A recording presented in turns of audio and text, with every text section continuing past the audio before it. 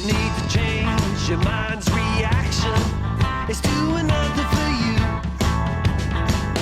Here's the law of love and attraction. I'll show you what I can do.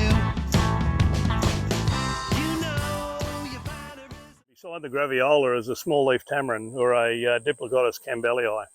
And the fruit off this is just absolutely amazing for jam. It makes a beautiful sweet and tart jam. It's just absolutely gorgeous. Now these trees are quite rare in the wild, although we do have a lot of plants in gardens and things like that around, but they're rare in the wild. This garden here, we've got a fair few flowers and a shepherd avocado, I think. And around the outside of it, we have rosella and cassava planted around the periphery. Now, in the middle is a lot of vincas. Now, I call them burges because they just keep on keeping on. And they tend to grow in a lot of places. Now, as we come around to the front side, this one here is a wampy. Now, this is a native food. You can actually eat the fruit of it, and it's a native tree. It's native to the area. So we're growing this and hoping it in the coming years it will provide us some native bush tucker and that as well. Coming up onto here is the Gramachama. So the Gramachama actually fruits up. We have no idea what the fruit tastes like or anything like that. So it's going to be a bit of a lucky dip or a surprise when we find it. And down below we have Brahmi. You can see the white flowers there. And then yarrow. And also strawberries running around on the ground. And like we've said, nothing likes growing alone. So every plant has a companion in there. Now this bed here, we've got another Staculia quadrifida, or peanut tree. Now this one actually had fruit this year, so we got the nuts off it, and we actually roasted them up, and they tasted really nice. Down the bottom of this tree though, we've got some plants found around here. We've got shampoo ginger, which is a new addition to our repertoire. So apparently when it flowers, you can scrape the flowers and get a gel out of it, which acts as a shampoo. So that'll be an interesting trick to try. And then in here as well is galangal over the back. So that's Thai red ginger. And then the obligatory rosellas that seem to be popping up everywhere. Okay, moving on, this is our tea tree, or the one of the tea trees I actually get the tea tree oil from, Melaleuca linealifolia. So this is a really good tea tree for us to have. And then moving on down here is a bit more comfrey. So this area is a little bit more shaded on this side. So the comfrey does a lot better. And then yarrow in there beside it as well. Yarrow's great for cuts and things like that because it'll stop the bleeding straight away. And then we've got another Diplogotus campbellii there as well. This one's Syzygium morii, and Bev actually grew this from a cutting when she was doing a hort course. So it's doing really well. It's quite a nice, happy and healthy tree. This one here is another Diplogotus burniana. Now it's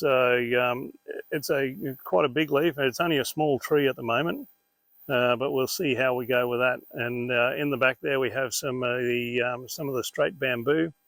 Now the bamboo we use around the place for stakes for different plants. And moving up to here is a large guava. But growing in amongst the large guava, we've got a whole heap of passion fruit in that as well. Now, we don't really eat the large guava because it tends to be crawling on the inside once you open them up. The fruit fly love them. So we tend to steer away from the fruit on that side of things. And then home and hosed right in the beside there is a nice little avocado. It's really taken to this spot because it's quite a rainforest tree, so it's really found its straps and it's doing its own thing in there. And then over the back, just through the branches and the trees and everything, we have a loquat. Now this one here, we got more vincas in the front, or burgers. This one's another shepherd avocado. Of course, it's accompanied by another rosella, and the other shampoo ginger, who cops a fair bit of morning sun here. So pom-pom syzygium there, so that comes out in beautiful white pom-poms all over it. And then the passion fruit, which is populated and just running through the place. Now this is where we get to our main moringa tree, our first moringa tree. So this one has been cut and come again for quite some time now.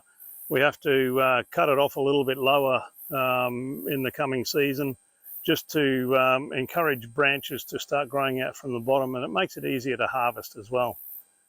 And when we do cut it low, we can get into get the large sticks and then just plant them in the ground, and they sprout like that, so you get more moringa growing. And this one here we have is a loquat, so it's actually flowering up and going really, really well this year. So hopefully we'll get some more fruit off it. We got one fruit off it last year and it was quite nice. It was very tasty. So the flowers are quite happy there at the moment.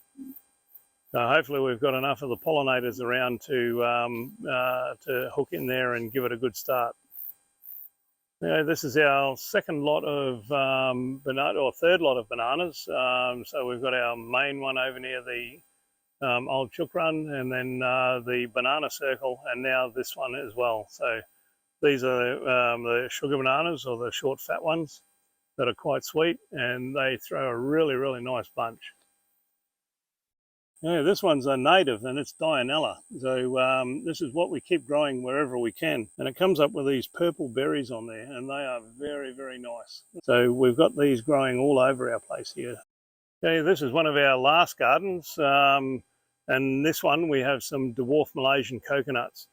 Now the trees won't get too much higher than this, and they should throw bunches of coconuts that we can pick from standing height basically. So inside this garden as well, we've got pigeon pea, we've got a heap of pineapples and pumpkins. That sounds like the pea garden. And also some yarrow, and then our olive tree too. So our olive tree hasn't fruited or anything yet, but it's still in the growing phase.